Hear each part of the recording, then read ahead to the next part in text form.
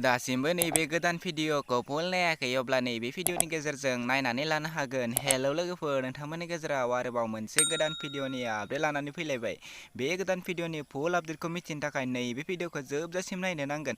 नोंथांमोना थाम्बनेल आरो टाइटेलाव नुनानैनो मिथिखादों जानो हागौ आं मा भिडिअनि आपडेट लानानै फैदों।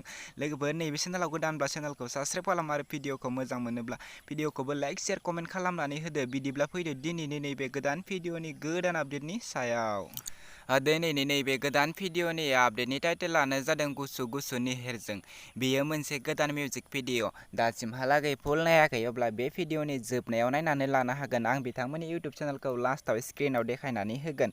बे भिडिअनि कास्टिंफोरानो जादों थान्दै खारखातारि आरो अमृता खेरखातारि। नैबे भिडिअखौ बिथांमोना अलरेडि फुल आपल'ड खालामबाय आरो बे भिडिअनि सिंगारफोरानो जादों अनिल मुसाहारि, नितामुनि बर'। बे भिडिअआ जोबोरैनो मोजां जादों।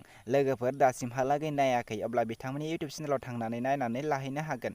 बे भिडिअनि डिरेक्सन आरो करिय'ग्राफियानो जादों सनि बर' आरो माइकेल बसुमतारी। नोंथांमोना बिथांमोननि थान्दै प्रडाक्सन इउटुब चेनेलाव थांनानै नैबे गोदान मिउजिक भिडिअखौ नायनानै लाहैदो आरो आं बिथांमोननि बे भिडिअनि लिंकखौ डिसक्रिपसनावबो होनानै दोनगोन। लोगोफोर, नोंथांमोना दासिमहालागै बिथांमोननि इउटुब चेनेलखौ साबस्क्राइब खालामाखै अब्ला बिथांमोननि चेनेलखौबो साबस्क्राइब खालामनानै होदो। बेफोरबायदिनो गोदान गोदान भिडिअ लानानै फैबाय थायो। बिदिब्ला लोगोफोर, दिनैनि नैबे गोदान भिडिअनि गुसुं आपडेटआ बेनोसै। आंनि चेनेलखौबो साबस्क्राइब खालामनानै गालांदो। आं बेफोरबायदिनो गोदान गोदान भिडिअ आपडेट लानानै फैबाय थायो।